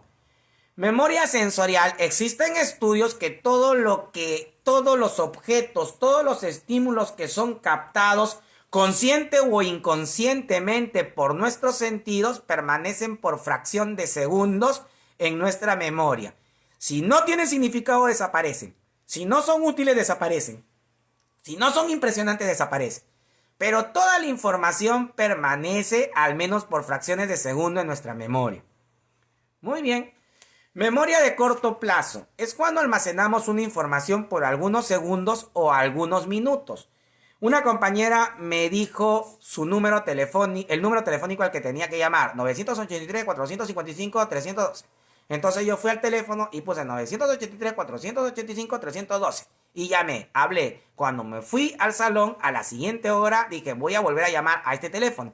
De repente era el teléfono al cual tenía que yo pedirle que de repente era un teléfono al cual yo llamaba para hacer una consulta porque me habían quitado mi saldo y sin haberlo usado, ¿no? De teléfono Claro, de Movistar.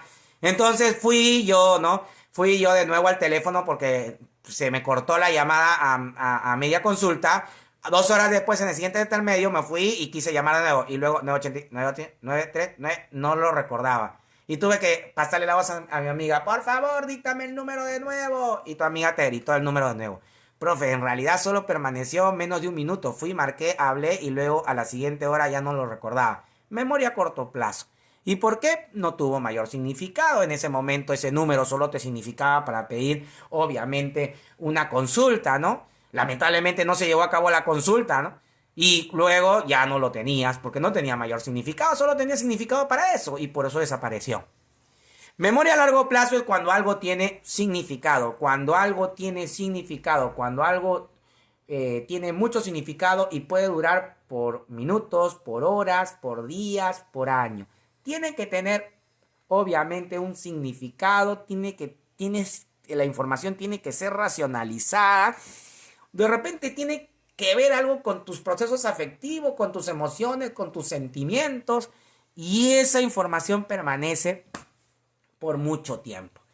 Algunos dicen, profe, yo no me veía con un amigo desde la primaria, porque solo estudiamos en la primaria, y antes de la pandemia, me lo crucé en el cine. Yo estaba yendo con mi enamorada y él estaba también con una chica, y luego lo miré y le dije, hola Renzo, y él me dijo, hola Pablo, y profesor, no nos vemos desde el 6º grado de primaria y yo he terminado el año pasado la universidad, o sea, 6 años después, y recordé su nombre. Eso me asombra, a pesar de que yo no he tenido ya ningún tipo de relación con él, y más bien, obviamente tuve nuevos amigos en ese nuevo colegio. Y recordé, profe, te das cuenta, tuvo un significado, fue un chico con el cual jugaste, fue un chico con el cual pasaste experiencias bonitas, pero también feas, todo parte del colegio, ¿no? No todo es color de rosa, ¿no?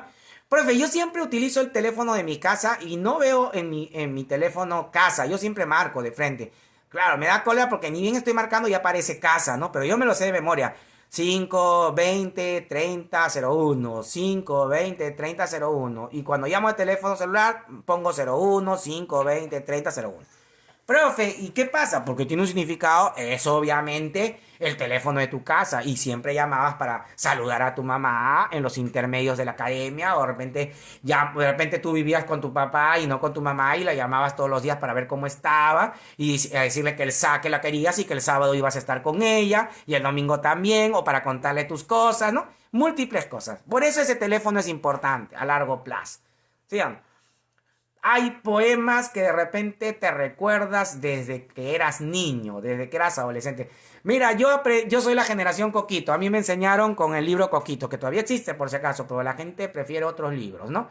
La gente le tira rocha a mi Coquito, pero yo aprendí a leer a Coquito. Y aún hay en Coquito te enseñaban las vocales, las consonantes, las sílabas, las palabras y luego algunas lecturas. Y para las lecturas te daban algunas rimas como poemas.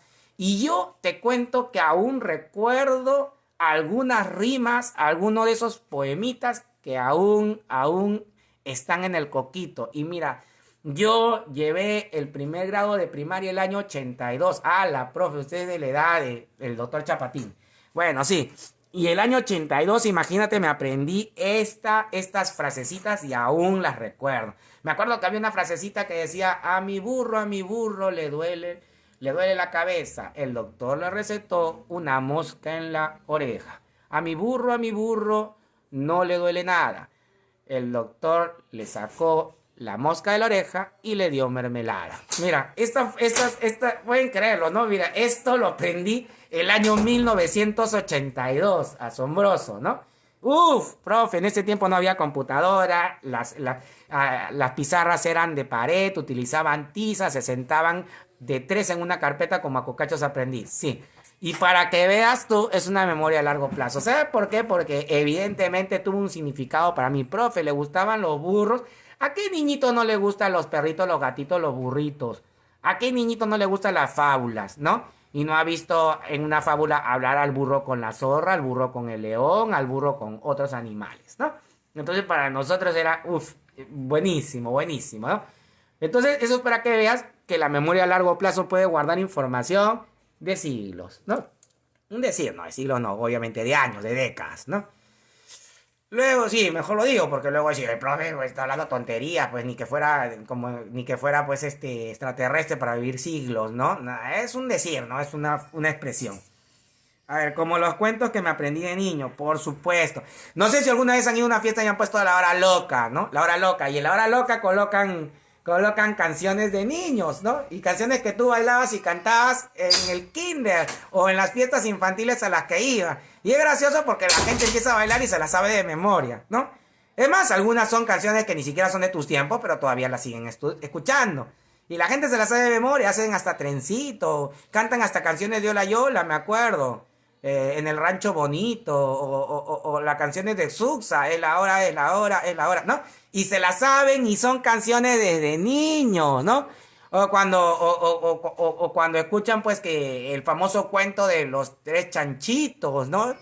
O el de Caperucita Roja, esos cuentos clásicos, ¿no?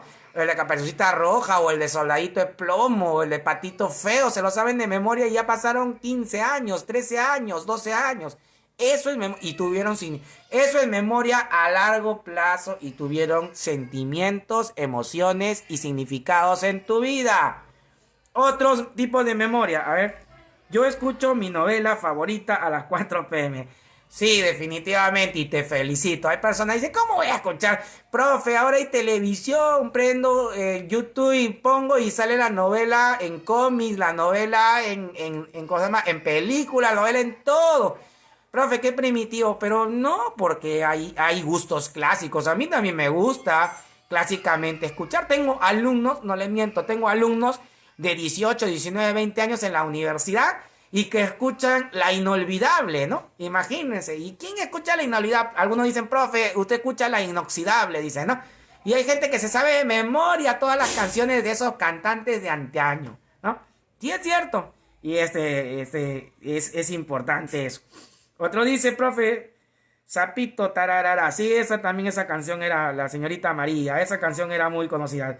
Si todo lo que hiciste cuando estaba niño no te acuerdas.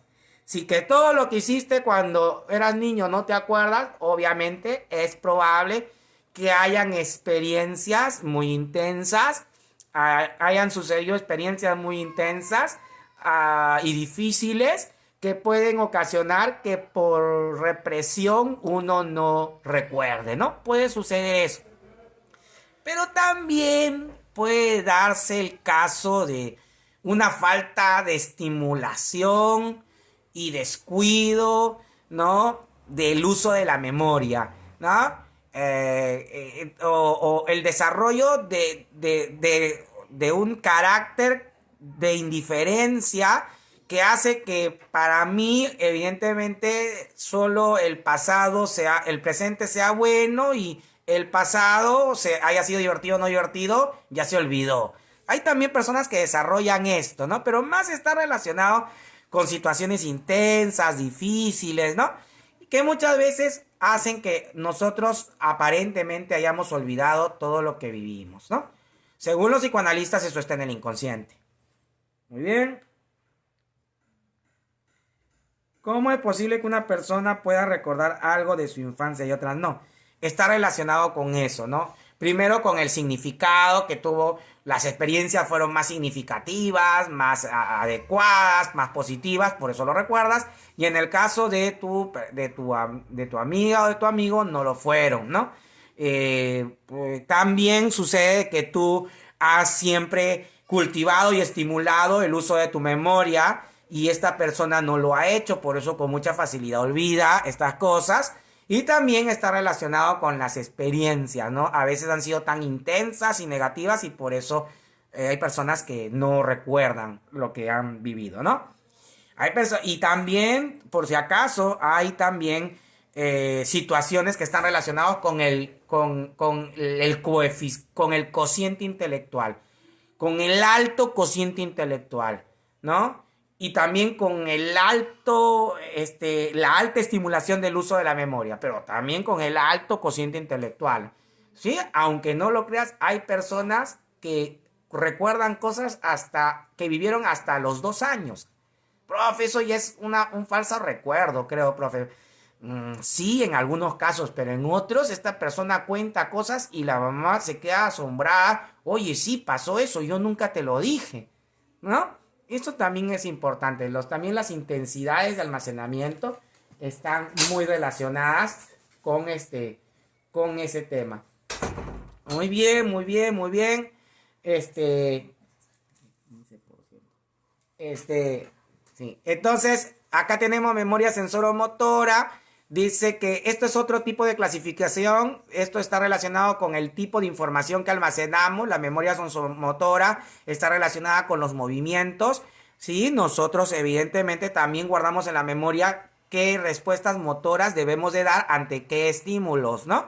Es también una información que se almacena, ¿no? O sea, la información de los movimientos sensoriales también se almacena.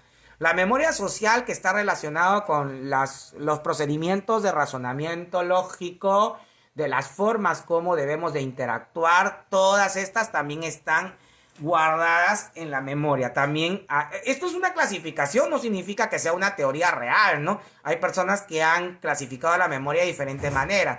La más, obviamente, la más científicamente demostrada es la que vimos anteriormente, que existe una memoria a corto y largo plazo. Y también se descubrió la existencia de la memoria sensorial. Esta es una clasificación de acuerdo al tipo de información, que es una forma como otros especialistas ven a la memoria.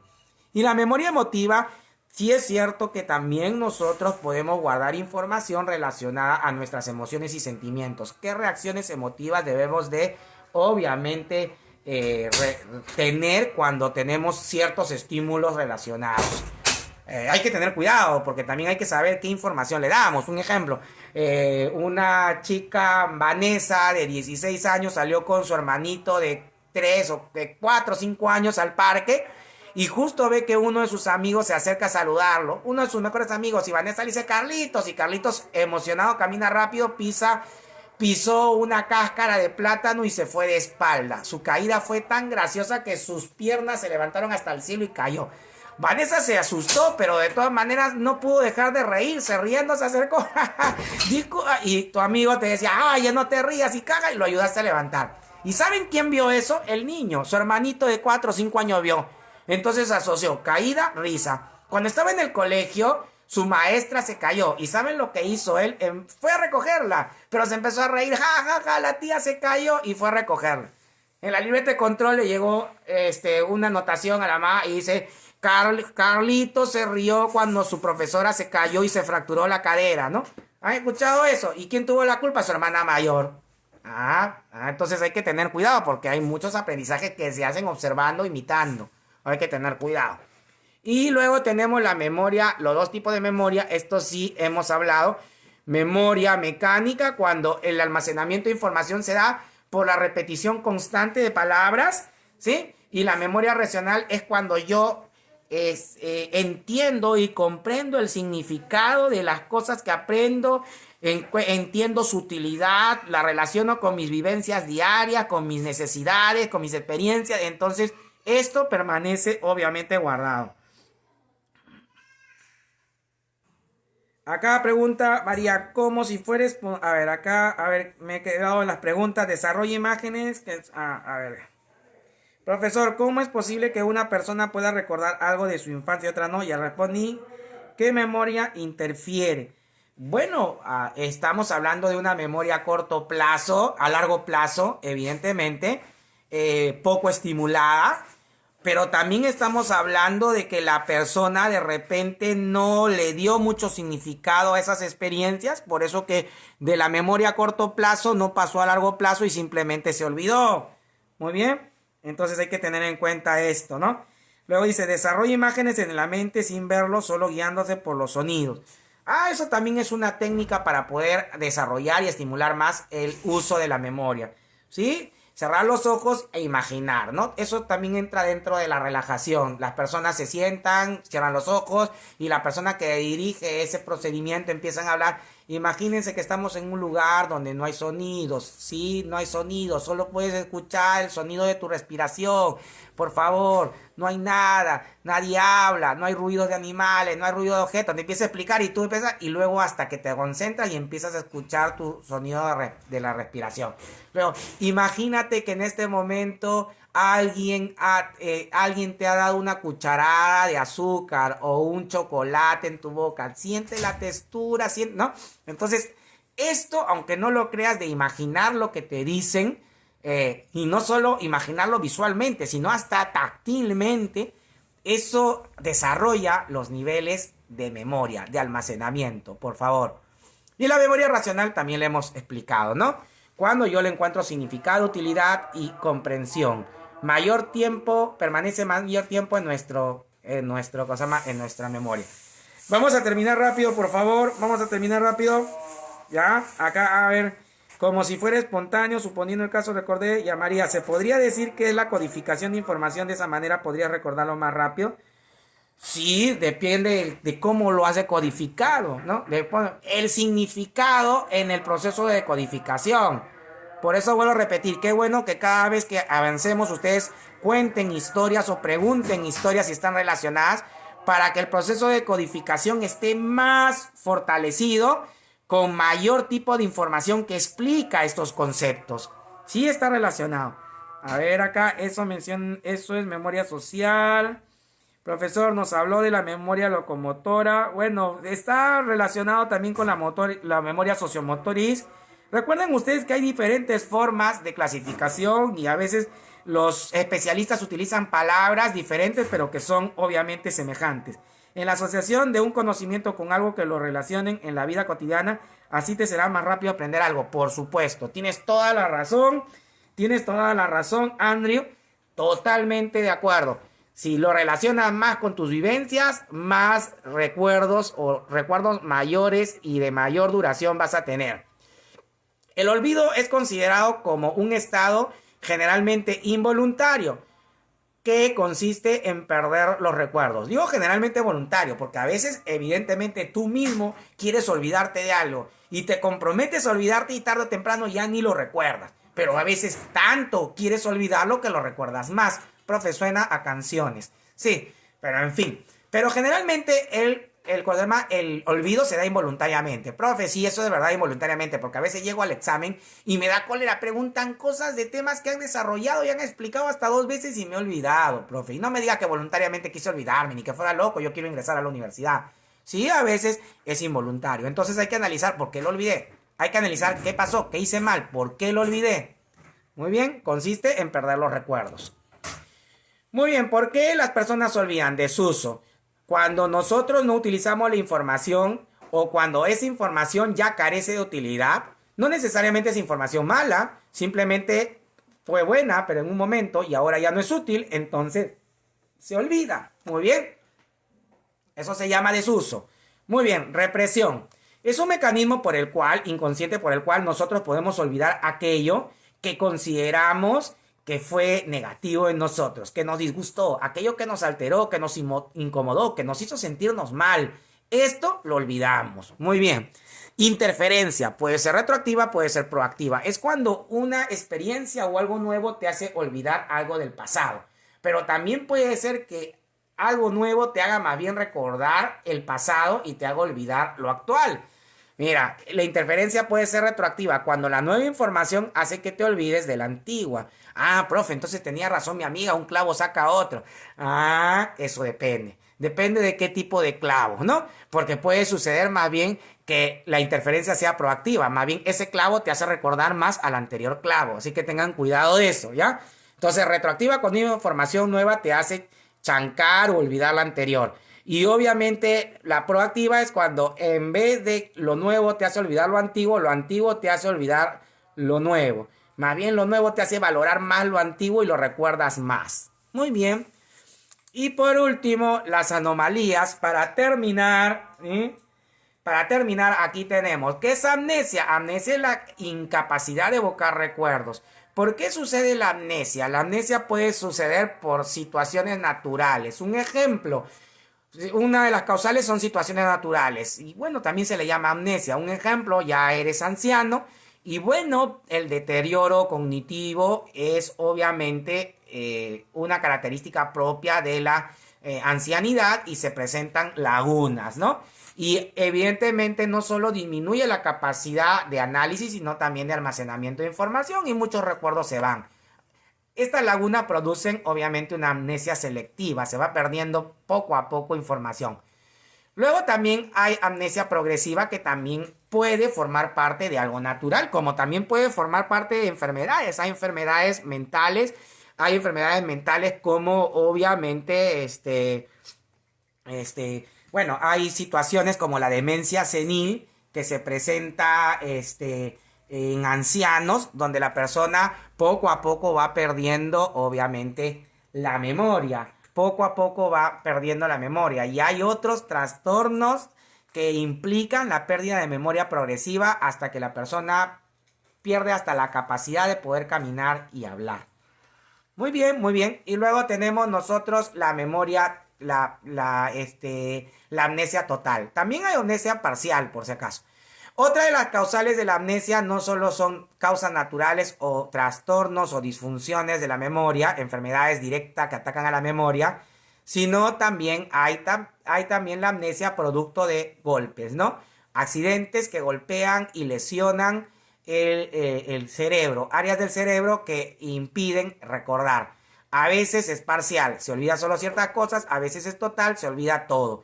A veces es provisional, porque después de un tiempo vuelves a recuperar los recuerdos. Y a veces es permanente, nunca más vuelves a recordarlo. Para amnesia se considera al falso recuerdo, cuando nosotros vivimos algo y creemos que ya lo hemos vivido, pero en realidad no lo hemos vivido, no lo hemos experimentado, solo que la asociación con ideas parecidas nos hace creer que ya lo hemos experimentado, lo que llamamos déjà vu. Una vez caminaba por la casa de mi amiga, pero yo estoy seguro que nunca he ido a ese distrito, pero de pronto estaba en una calle y le decía, yo he estado acá, y tu amiga dice, pero si tú dices que nunca he venido, sí, nunca he venido, pero yo he estado acá. Pero es que en esa calle hay una casa azul como en tu cuadra, hay una curva, hay basura, de repente de vecinos desordenados que lo dejan en la calle, o de repente todas las casas son edificios y tú vives en una cuadra de edificios. Por asociación crees haber estado en ese lugar, pero en realidad lo que pasa es que estás asociando ese lugar con el lugar donde vives porque son muy parecidos. Entonces tienes un falso recuerdo, ¿no? Algunos le dicen déjà vu. Y para amnesia es la evocación de múltiples recuerdos en un solo instante. Eso no es bueno. No es bueno recordar tantas cosas a la vez. Recuerden que las personas para poder tener imágenes, para poder crear preceptos, imágenes, necesitamos llevar estímulos hacia el cerebro y los estímulos obviamente son llevados a través de impulsos nerviosos. ¿Qué pasa si tú estás llevando no solo un estímulo, sino 2, 3, 4, 5, 6 a la vez?